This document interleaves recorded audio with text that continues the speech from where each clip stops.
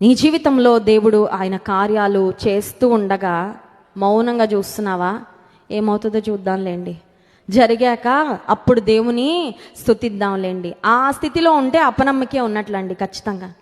Let it happen and then I can believe. జరిగిన తర్వాత స్తుతిద్దాం, జరిగిన తర్వాత దేవుని గణపడదాం, జరిగిన తర్వాత కృతజ్ఞత అప్పుడు చూసుకుందామని నువ్వు వెయిట్ చేస్తున్నావంటే ఖచ్చితంగా నీలో అపనమ్మిక ఉన్నట్లే. దేవుడు తన మాట నీకు సెలవిచ్చిన తర్వాత దేవుని కార్యం జరుగుతుందని నీకు పరిపూర్ణమైన విశ్వాసం ఉంటే నీ బిహేవియర్, నీ యాటిట్యూడ్ అప్పటి నుంచే మారిపోవాలండి. ఎట్లా మారాలి? దుఃఖముఖిగా ఉండకూడదు. మనం హన్నాను గురించి చదువుతాము. 1 సమూయేలు గ్రంథము 1వ అధ్యాయంలో ఏలి అనే దైవజనుడు ఆమె వద్దకు వచ్చే సంవత్సరం ఈ సమయానికి దేవుడు నిన్ను జ్ఞాపకం చేసుకుంటాడమ్మా అనే మాట పలుకగానే నాట నుండి ఆమె దుఃఖముఖిగా ఉండడం మానేసిందంటండి.